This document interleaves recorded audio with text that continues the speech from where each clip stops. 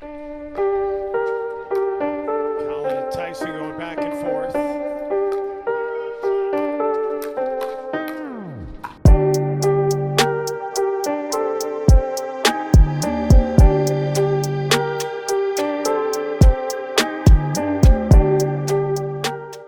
If you walked up to someone on the street and asked them if they knew a guy named Ben Johns, most probably wouldn't assume you'd be talking about the most dominant player in pickleball. Though his rather unassuming name won't cause the masses' minds to flood with images of unprecedented success, it is undeniable that the 22-year-old has left his mark on the sport in a very big way. But we're not here to talk about the Triple Crowns won or prize money earned. Instead, we're going to talk a little bit about some of the keys to John's fantastic success. Specifically, there are 3 key aspects of his game that I think comprise a large part of his incredible triumphs on the court. First, and most obvious to the casual viewer, Ben's otherworldly strokes are just in a whole league of their own. He has nearly every shot in his arsenal down pat. From the softest of drops to the most powerful drives, Ben is elite in nearly every shot in the game. That's, of course, to be expected by the top-ranked player in all of pickleball. However, there's a specific, unique feature to a fair few of his shots that is simply unmatched by even the greatest of players.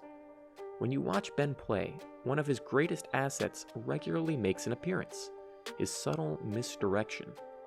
This is most prevalent on John's backhand dinks and rolls. He's become so good at disguising the down-the-line dink as a typical cross-court shot, it's not even funny. This skill, apart from looking flashy, serves to constantly catch Ben's opponents off guard and forces them on their heels in otherwise routine situations. In other words, the deception Ben uses in even the most basic of shots forces his opponents to stay honest and often lead to his opponents hitting awkward balls that are primed to be sped up and put away.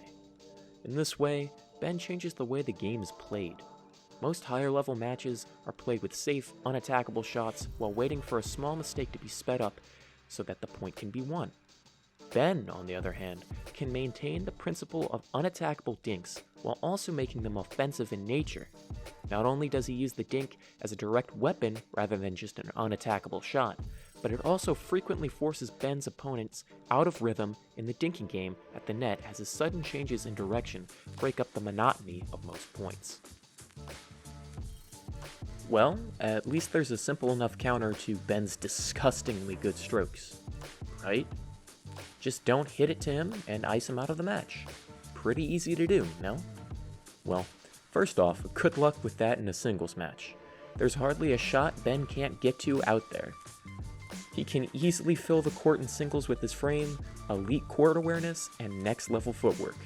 In doubles, however, it's not that much better. You'll have to contend with another great aspect of Ben's game: his amazing control of the middle of the court. Simply put, Ben Johns probably has the best court coverage of anyone in singles. When he's at full health, he's an absolute animal. He can seemingly pounce on any ball, and most impressively, still end up hitting an insane shot while on the move. He has plenty of speed to race to nearly any ball while retaining ungodly control to hit some of the most mind-boggling shots imaginable. But that's not the most impressive part of his movement on the court. What is far more important to his success is his pickleball IQ and unwavering ability to lock down the kitchen in singles. Ben is always looking to work his way right up to the middle of the net and stick right there while moving his opponent all over the court. Though not massive, Ben's 6-foot frame is more than capable of reaching most passing shots that challenge him at the kitchen.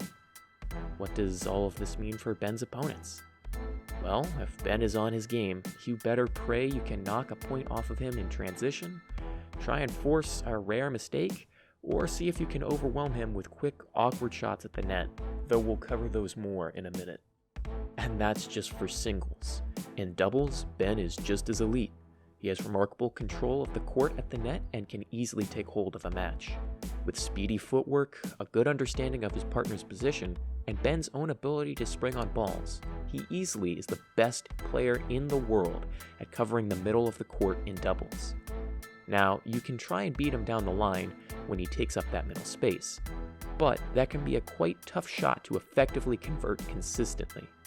But even so, Ben's court positioning in both singles and doubles is just otherworldly when he is on his game.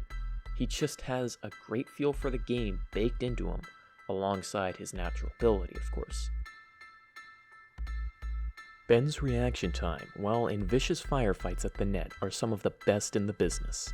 He can effectively respond to almost any speed up in his range. It is so difficult to beat him with raw speed. Ben's natural ability in racket sports translates really nicely to pickleball, and it really shines when he plays.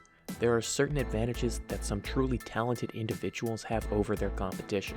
They're an athlete's so-called intangibles, and they're often the difference maker between two highly skilled, hard-working competitors. Ben's consistent ability to will himself to win, even if he isn't playing at his peak, is truly remarkable. It seems he deals with pressure very well and thrives under expectations of greatness. So, in short, Ben has a very complete package in terms of competitive pickleball. You can't beat him in a dinking battle or with quick firefights at the net.